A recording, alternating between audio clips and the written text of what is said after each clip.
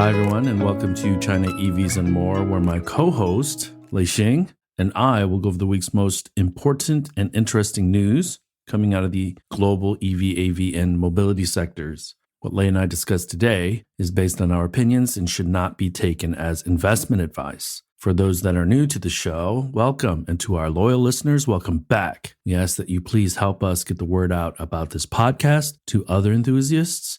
And of course, tune in again next week. My name is Tu Li. I am the managing director at Sino-Auto Insights, a global management consultancy that helps organizations bring innovative and tech-focused products and services to the transportation and mobility sector. I write a free weekly newsletter that we pull many of our discussion topics from. You can sign up for it at sinoautoinsights.com, which of course I encourage you all to do. Lei, good morning. Can you please introduce yourself? Good morning. This is Lei Xing, former chief editor of China Auto Review, and this is episode number 155. Busy week, to say the least. Bloodbath continues. Tesla just cut prices again this morning. HiPhi looking for a lifeline. Lee earnings, Mega, Volkswagen, February EV sales. Polestar, I am getting those big investment. Too much happening. Where do we start? The U.S. government scrutinizing connected vehicles. Existential threat from the Alliance of American Manufacturing. Let's do this the easy way. Let's look at February sales. Did you see any numbers come out yet? Yeah, I tweeted the whatever was announced as of this moment. Everybody went down as expected, right? I tweeted that this was the dip for the Chinese New Year before the leap forward in March. Let's just say some fared worse or some dipped more than others, but I mean it's a slow month. And if you look at the general thumb I tweeted was that March sales should be about roughly January and February combined. That's the general rule of thumb of how the seasonality works. And in the upcoming months, we should start to see sales of the Li Auto Mega come into Li Auto's overall sales. We should start seeing, I think, the Xiaomi SU7 is going to start shipping in April, right? Yeah, around the Beijing Auto Show time. Mega starts deliveries on March 11th. So, yeah, it'll be interesting time over the next couple of months. And coming out of the gates, we saw that Tesla cut prices again. And they're following on what I think is what BYD did aggressively with their social media post about电比油滴, which means electricity is cheaper than gas. And that was a social media post that listed a number of vehicles that they're currently selling cheaper. And now these vehicles, and we're talking at the AB segment, are less than ID series vehicles, are less than also Volkswagen's ICE entry-level vehicles. The names for I stopped talking about ICE vehicles in China, so I forget them now. What are some of the vehicles? Volkswagen Sagittar, Lavida, yep. A segment vehicles. And this goes back to last week when we talked about the Buick Electra E5 is a $23,000 car in China. So scale is kind of the ultimate champion. And I think that BYD is not as focused on the quarterly numbers as some of our other legacy automakers. So they're willing to cut price in order to push their competitors out of the market, or at least weaken them substantially. And it looks like Tesla, for the last 18 months or 14 months has also had that same mindset.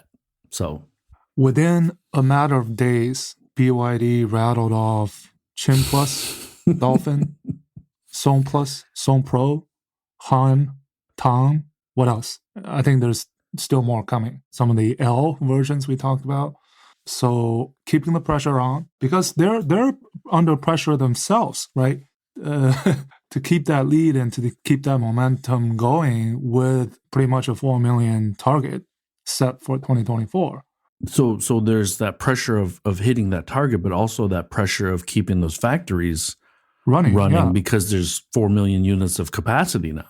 Yeah, and I think that totally the pricing expectation have just gone down by a lot of the models that are on sale of what you would expect to be a competitive priced model. Before it was probably 120,000, 150,000. Now that type of level you're expecting to be around 100,000. Caps at probably 120, 125,000. Yeah. Lei Jun must be pulling his hair out right now to be launching a brand new vehicle in the midst of this bloodbath, right? Like you said in a few tweets. We had thought that Lei Jun avoided last year, but boy, what a time to launch a vehicle, right? And showing us that, speaking of launching vehicles, and showing us that BYD can walk and chew gum at the same time. They go over to Geneva and unveil the U9 with LFP batteries, a $233,000 price tag, and specs that match or come close to the Italian 3 premium supercar makers' specifications. So I think the LFP, Steve Levine, friend of the show, he kind of mentioned that normally supercars or premium vehicles use the NCA chemistry, but I think BYD is betting on these supercars not really going distance driving. So, because I think they announced it goes about 250 miles on one charge. So that's breaking a barrier, or at least a mental barrier for a lot of people. If we think of the two chemistries, Tesla standard range, LFP, and then long range is normally NCM. Most US manufactured Teslas are using the higher priced chemistry, the NCM. So will we start seeing more premium bands go to LFP? I think we're going to see a ton of efficiencies over the next 3, 4, 5 years in that LFP chemistry. And so, I think there could be others that take on BYD's lead or take BYD's lead. But I still think, and this is where I want to hear from you, I still think the US has very unique use cases and big cars that make LFP still pretty challenging unless you're going into the small sedan, small hatchback, mass market segments. So yeah, and considering that, they're going back to hybrids, right? Plug-in hybrids, GM. Yeah, and so BYD and some of the others, I think I tweeted that NIO relatively, actually, I was looking at the month-on-month drops. NIO actually did relatively better because they went from 10,000 to 8,000. I saw that. Which was, like, that wouldn't be a drop at all if we consider the other ones. I mean, Xpeng dropped pretty big. I mean, to me, that's flat. Yeah, that's flat. BYD, I mean, GAC Ion, I think lost a lot of steam. We got to start looking at Avatar, Ito. I think those are going to round out pretty well. And Ito, right now the biggest rivalry, there's two of them. So Ito and Li Auto, and Geely and Xiaomi. Ito is still in the lead so far, but there are more products coming out from Li Auto, and they're now moving into a new competitive environment because now they're competing on the BEVs, and they've not had this is their first shot, right, with the Mega. If you want to look at it from the glasses half full standpoint, Li Auto has had the luxury of sitting back, watching that market mature in China, and then building a strategy around the Mega. So I think that's an advantage to them. But to your point, it's their first BEV. So they're going to have manufacturing challenges. They're probably going to have some quality issues. But one thing I did want to note about Li Auto, it is Wall Street's darling of the triplets because they're strong margins and strong sales. And so I'm interested to see how the share price ends out the end of the year, especially if Xpeng and NIO continue to incrementally increase sales, but aren't able to kind of break through that to that next level of sales. From I tweeted right. We talk about BYD, Tesla, and everybody else. Who among those everybody else can emerge? It's my bet is on Li Auto right now, based on their earnings, based on their current momentum. They were in the black for the first time, right, annually, so they became profitable last year. They're 100 billion RMB sales revenue-wise company. They have 100 billion RMB in the cash hoard. They're planning to sell 100,000 units a month by the end of the year. 800,000 units still the target. Their margins are well above 20%. And I think they pride themselves. So we talk about this operational efficiency. You launch the model, you start deliveries. And, product planning wise, they also launched the refreshed 789. Yeah. At the same time, they launched Mega, adding more standard features and driving that home the message that they're focused on family. So if I'm not mistaken, I think Li Auto brought his own family onto the stage at the Mega launch. I think he has 4 kids. 有钱的人. And I was reading some articles on the history of developing the Mega, and he basically said, he owned Mercedes. Was it the V class? Is that like the Sprinter vans? Yeah, and he hated it, and the idea of a MPV came like 3 years ago, early 2021, and there was talked about he wanted to do an 8-seater. And he said, no, forget it. I want to do a 7-seater. And then trying to make... Chabador, man. Yeah. Chabador. And the specs, right? The CD of 0.215, 12 minutes getting back 500 kilometers of range, charging on the 5C, averaging 400 kilowatt speed. The second row is like a 7 Series. At the same time, the third row is like 5 Series, BMW. Space-wise, but it's an $80,000 car, 558,900 RMB. Only one spec, just one model, one price. There's no upgrades. You only, So it's an interesting tactic on the Auto's part. They did I think that Will. Maybe you can come up in a little bit, Will, because I think he went down to Sanya. I'm assuming that he went down for the Mega. Yeah, he went for the marketing event. Test drive. Yeah. So, hopefully Will's listening. He's not sleeping, and he can tell us a little bit about it towards the end of the show. And I think the other thing that's important is they really kind of simplified their product strategy. Outside of the Mega, which is diverging, is still family oriented. The 7, 8, and 9 are basically the same car. And then the L6 coming in April in the 200 to 300,000 range should be a leg up. And then the following the BEV, 3 more BEVs later this year. Well, let me hammer that home. The 800,000 units, let's say that's about, if we get to 10 million cars, NEVs in China this year, that's going to be 8% market share. BYD last year was close to 20 something or 30%. Okay. Tesla's at 12 or 10 or something like that. So we're talking, they're going to catapult themselves into top 3, top 4 player in the NEV space. But also it's going to be driven by the L6. The volume is going to be driven by the L6. Yeah, that was exactly his prediction in the earnings call, that by Q4 in the 200,000 RMB and above segment, NEVs, 3 players will account for 70% of the market. And Li Auto wants to be one of them. And the other 2, you can guess, right, who they are. Tesla is going to be one of them. Well, are we sure about that? Well, no, I'm joking. They will be. Yeah. But it'll be a struggle for them, much more than in 23.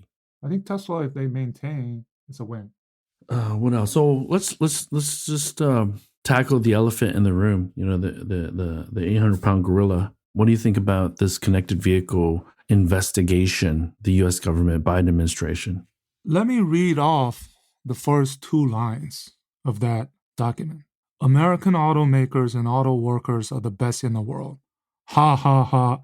The iconic Big Three and American auto workers are leading the world in quality and innovation. Ha ha ha. I stopped reading after that. No, I'm not nothing against American automakers and auto workers, but you read those statements and having seen covered, we look at this globally. What are you talking about, right? And then the 4th line says China's policy could flood our market with its vehicles. Flood. It's nothing more than political folly. I agree. I think it's protectionism disguised as national security. Not to oversimplify this, but so investigate. That's fine, whatever. But this is so political now that they've listened to us, Lei, after so long. They've started really being like, man, Tu and Lei know what the hell they're talking about, man. So, but because the threat is real, and obviously it took Elon to say they would demolish. But remember also that the U.S. government, the current administration, has been researching this for a very long time, probably from a genuine understanding and caution standpoint. But there's a lot of politics here, and so the cars aren't here yet. And so yeah. And then there's that whole, for the people that say, the people that point to the protectionism of the Chinese market, so be it. Yes, the Chinese market required joint ventures, but let's not look at vehicle sales. Let's look at profits that the GMs and the Volkswagens took from the China market. GM booked $2 billion in profits almost automatically for the better part of 20 years. And so there were joint ventures. Yeah. And no one forced GM, no one forced Volkswagen to enter these markets. They knew the requirements and they accepted them. And then with Tesla, why are we still talking about this? We beat this to death, the whole horse to death, right? I'm trying to be balanced about this and idealistic and impartial. That's right. Well, not only that, but I'm just trying to give the automakers the benefit of the doubt that they're not in Washington, the US 3 specifically. They're not in Washington saying, we're going to get creamed if you don't help us. But it can't be about protectionism. It needs to be all these other reasons. Or you need to give us cover fire and use different reasons, as opposed to our cars aren't competitive. Our cars aren't, feature rich and priced accordingly. So I'm trying to give the automakers the benefit of the doubt, but you and I, simply put, see this as protectionism as disguised as national security concerns. So yeah, and then the other line that says China imposes restrictions on American autos and other foreign autos operating in China. Well, what restrictions? Can you be a little bit more specific? Is it the 50% joint venture requirement? Or is it stopping vehicles from sales? Or is it something else? Right? Like you read these, it doesn't make sense. Maybe Teslas are limited to be used somewhere in China, but has that affected sales? No. The other thing that's really important, and we'll pull Europe into this as well. So let's kind of, you and I try to be fair, right? But if we think about it, they're trying to cover up their failures, European Union and the U.S. government. Now, I understand administrations change, but China has been investing in minerals, EVs, batteries since 2009. And so the U.S. government knew about this. The EU knew about this. They had to have. And then if we look at the automakers, they were too busy counting their money in from the China market. Because think about it, Lei. Tesla became a $1 trillion company in 2017, I think, or 2018. So they've known about Tesla. If you didn't know about China EV Inc. and nobody did before 2018, really, except for, you and me and a couple other people in this world, and I exaggerate, there's more than a couple people, but not many more. They can't use China EV Inc. The automakers can't because they saw Tesla coming.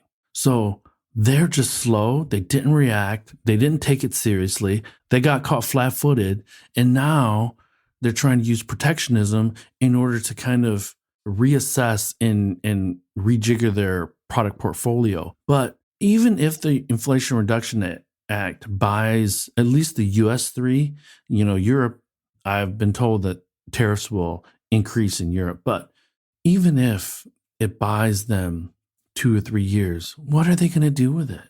They're probably going to piss it away. I don't have any confidence that a GM or Ford or a Stellantis can really. Well, Stellantis is a little different because they invested in Leap Motor, right? So these are the things that I as someone who grew up in the Michigan and U.S. auto industry, dude, it's perplexing. It's frustrating. Yeah, and as someone who had family relatives work, and you as well, right, yourself, work at these companies, automakers. Honestly, it's just, we're supposed to be this capitalistic society, which is a little bit, I don't want to beat a dead horse too much, but I just, yeah, man, but it's important to note also that if, because Jeffrey just posted, but it's popular on the left and the right to bash China right now. So, yeah. Trump is the one that put the 25% tariff on Chinese vehicles. So I think that it's a common theme that maybe they need to find that boogeyman. And so both sides agree to that, but we've beaten a dead horse. What do you want to talk about next? No. Just to follow up, I think on the China auto or EV perspective, luckily, I guess besides the Volvos, the Polestars, Buick, some of the ones that are made in China, sold in the U.S., they have not arrived yet, right? Luckily, and we saw BYD, Stella Lee, in that, was it the Reuters report saying that they're not considering entering the U.S., and then Mexico is simply addressing that market in South America. And I was told that NIO's goal of 2025, 25 countries by 2025, I think it's out of the boilerplate, the U.S. market. So luckily for the Chinese that they're not here yet. So there's not an issue of, kind of protecting yet. But at the end of the day, we know that they're probably waiting in the wings, trying to figure out who the next president is going to be, and then update their strategy, their global strategy, or their market entry strategy for North America. I think that's really important. I don't think they're going to see a slowdown. I don't think we're going to see a slowdown. I don't think BYD will make an announcement about Mexico until the end of this year or beginning of next. Yeah. Well, the confirmation is that they are planning to build a plant in Mexico, but exactly when to be decided. But I think also I would take Stella's words with a grain of salt that I still expect some of these early movers, China EV Inc., to make a move. Well, I fully expect it. I fully expect it. But, yeah. But the Inflation Reduction Act complicates things, but wherever there is space, they're going to find breathing room and they're going to find an opportunity to enter. So, and on the other side of that, I kind of plugged into the startup ecosystem. So I know a lot about some of the battery startups, some of the kind of supporting companies that want to make a difference here. And, it's just getting drowned out still, at least in Michigan, by the big three and how fast they're moving, how they have the Skunk Works team building a small EV, small blah blah blah. Right? It's like, dude, come on. And I'm a little fired up, man. And so, yeah, I kind of was noodling on it to try to find the right words to articulate my thoughts. Yeah, so I would basically summarize it as one, political folly, but at the same time, I think China EV Inc. shouldn't be naive. They can laugh it off because they're not here yet. Also, they shouldn't be naive and look at this. And because this goes back to that trade opinion that MOFCOM we talked about 2 episodes ago of, being careful and abide by the rules when now you're becoming global. So, but let me also be clear. Do I think that there could be some restrictions on certain parts, certain commodities from this investigation that are sourced currently by, they're sourced to Chinese suppliers? Yes, I think there could be some restrictions that come out of this investigation. So what does that mean? I don't know yet, but it'll just be interesting next 18 to 24 months, I feel. So what else do we want to talk about, man? So there's an Apple car, there's HiPhi looking for possible acquisition. Okay, let's talk about HiPhi. Yeah, I mean, you called it, right? Yeah. Kicking the tires. And yes, someone has kicked the tires. So my first thought about Changan is my short stint at Ford and how difficult and challenging managing that relationship with them was. So I told HiPhi in a tweet maybe, or in my newsletter, I was like, you know what? They should talk to Ford right away. And Changan seems I get the impression that they are one of the least flexible SOEs in China.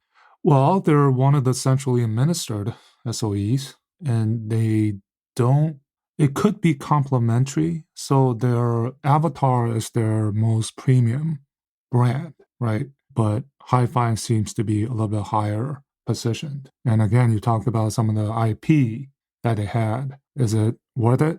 So I think nothing's been confirmed that, right?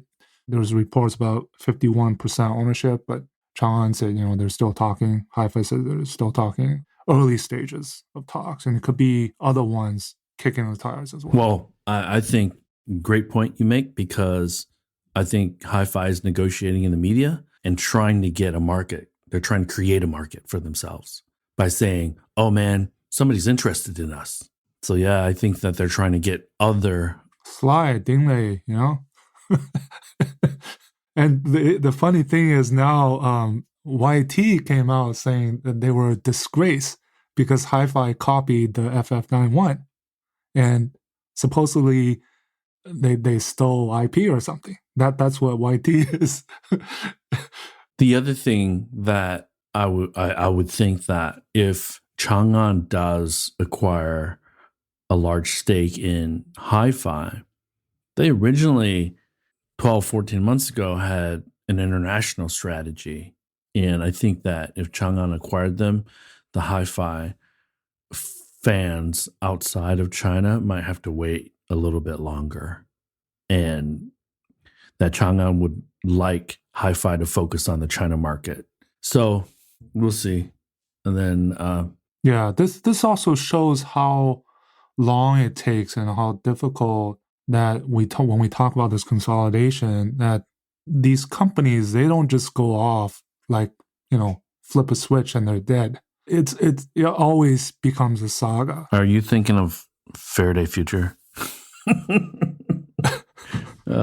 前途.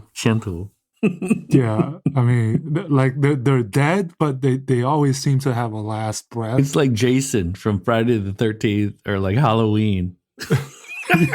Yeah, the zombie apocalypse. And it's unfortunate because I you and I know the Faraday guys pretty well, and they're great guys. They're great people.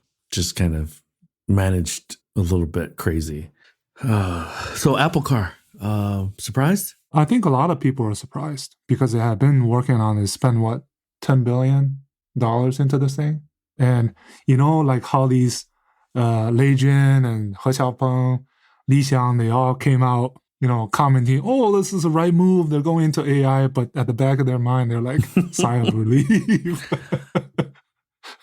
It's so funny. But, your newsletter pointed out something which I agree, which is part of the reason I think China innovated Apple out of this game, I believe. Because when you talk about Apple, every device they launch, they want to disrupt the status quo.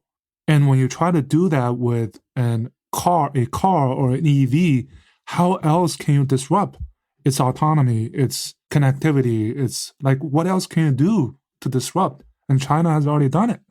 Aside from, the capital intensive and being profitable, which Apple prides on, right? You worked at Apple. Do you agree? I point to what you had just said, how China out innovated or innovated them out. I look at that statement and then I project it onto Xiaomi and Lei Jun, because there are super high expectations about, no one knows, but there are just super high expectations about what potentially that Xiaomi vehicle can do. So I think people are going to be a little bit disappointed. There's still limitations to a lot of that stuff. We know that, at least from a policy standpoint, China can only do level 2+. So even if they think they can get to level 4, they can't say it. And yeah, I just don't know. For Apple, I look at it this way. I talked to some of my friends on the special projects team, quote unquote, and they didn't tell me they were working on Titan, but I knew they were working on Titan. And they're true believers, man. You work at Apple 5, 6, 7 years, man. You work a lot of hours. It's super fulfilling, but it's also really, really tough. And I'm talking 2, 3, 4, 5x tougher than a typical automotive job. Like, there's intense pressure. It's also one of the reasons they're a top 3, top 4 market cap company in the world. Now, there's a lot about legacy too. I think Tim just kind of reconciled that he's okay with not having an Apple car as part of his legacy. And because when we talk about Steve, we point to a lot of things that he did as an innovator, but I don't think anyone really associates the adjective innovation with Tim Cook. So yeah, I think a lot of people were still expecting that iPhone moment for Apple, for cars. I was very much looking forward to an iCar. It's the ultimate device, right? As everybody else says, it's smart wheel, bytes on wheels, phone on wheels. Nobody fits that more than Apple. And I'm going to say this now. I think the door's closed and it might be locked, but they haven't thrown away that key. I'll say that. So they ditched the car project. I don't think it means that Apple won't be at some time in the future eventually have some kind of a device. Well, I think it's still open, I think they're going to double down on CarPlay, and the legacy automakers are going to be so hosed. I cannot live without my CarPlay because I stream WeChat music, I stream Spotify. My daughter loves it. For the Hyundai OS, does it work really well? Yeah, it works fine. Oh man, because my Buick, man. Yesterday I drove from Ann Arbor back to my house, which is about 50 miles, and got a phone call. I had my AirPods in, and it kept on going back and forth between speakerphone on my car and then AirPods. And I'm like, and I don't know what button to press to fix it. And it's like, holy cow, dude. And I'm driving 70 miles an hour. And I'm like, I can't do this. So I just like, I you know how you kind of end the call? And it's like, And so whether it's an Apple problem or a GM problem, I look at that as a GM problem. And I think another part of it, we're comparing, let's say, the Xiaomis and Apple.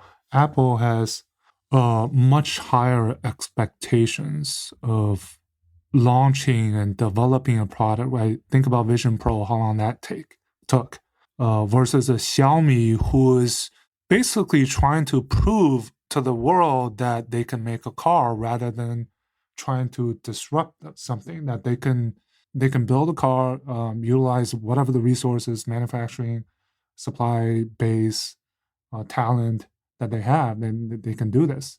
I think the mentality is a little bit different. This is where Lei Jun's kind of humble mentality doesn't do him any favors because, to your point, I feel Xiaomi kind of is entering because of FOMO.